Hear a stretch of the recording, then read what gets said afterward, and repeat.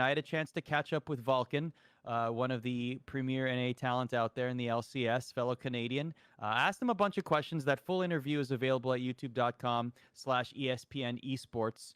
But in this clip, he talks about C9 and just the idea of how long these players are under contract with C9, all the starting players, and how much they think about possibly picking up where Team Liquid left off in terms of building and creating a dynasty in the LCS. Here's a clip. How important is it for Cloud9, for example, to go undefeated this split? How important is it for Cloud9 to establish a dynasty and win multiple splits in a row like Team Liquid did? Like, do you guys ever talk about those kind of things? Not at all, actually. I think we're mostly focused on making sure we improve every day, because it becomes harder and harder with, like you said, with Cloud9 having like a gap between the first and second team and just the rest of the league in general. It's hard to find improvements, so we're focused on finding stuff that we can improve at, finding our weaknesses and making sure that we are covering those and trying to make them strengths.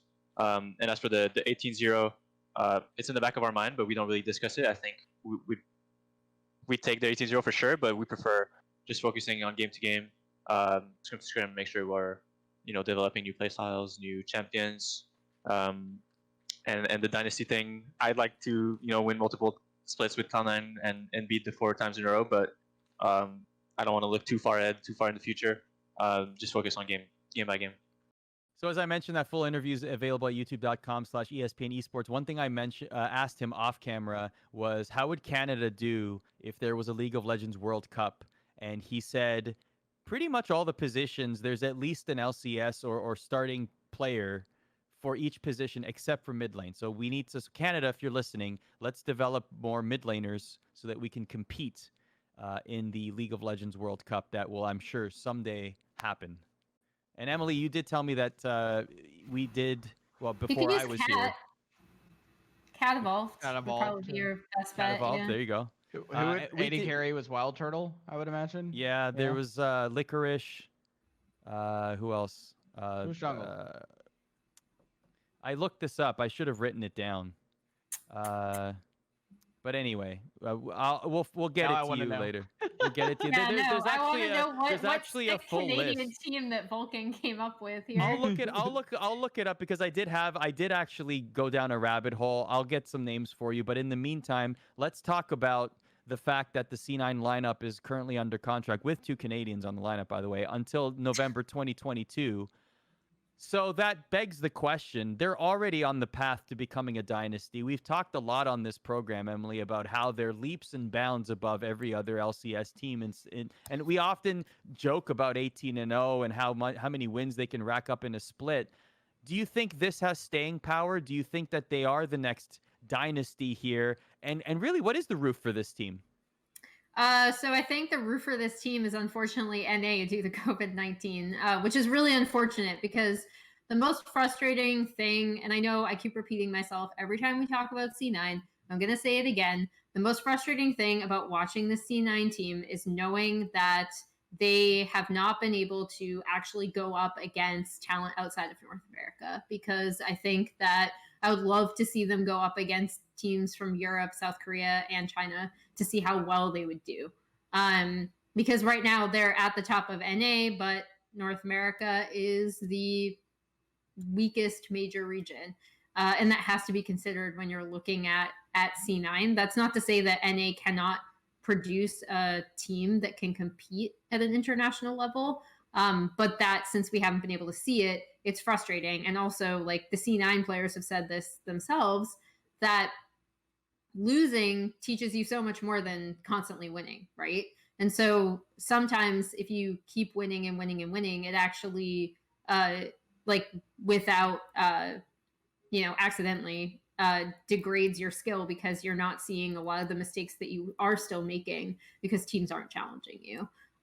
So in regards to whether they'll be like the next North American dynasty, I am still picking them to win the summer split, and I don't see I don't yet see a team that can really contend with them in a best of 5. However, I think calling them a dynasty is like super premature, considering that they've won 1 split.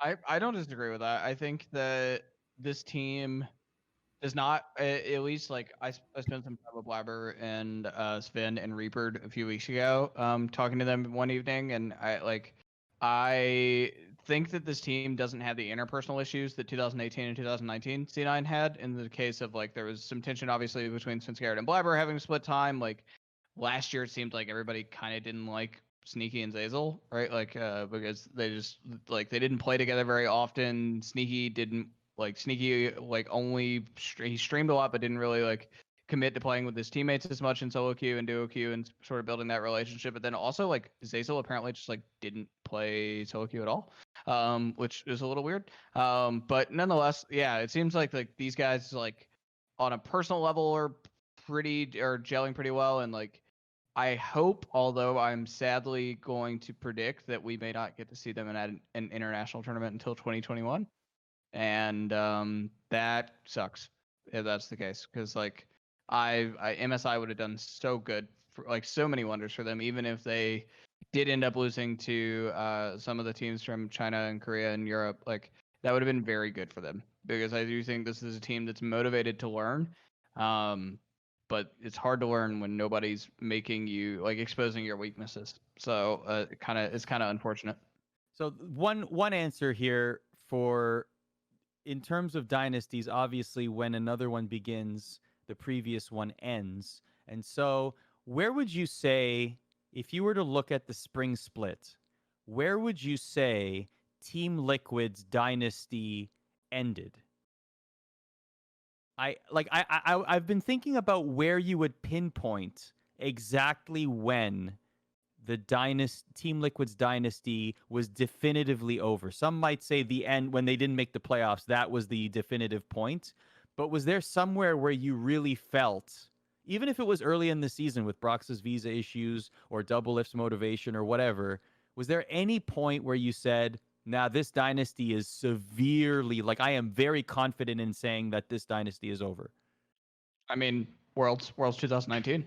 Like I've said it before, I think that all the issues with Doublelift, in terms of motivation and everything, happened after Worlds 2019. I think that it wasn't as much this spring. I think that after Worlds, part of the Liquid team was kind of toast.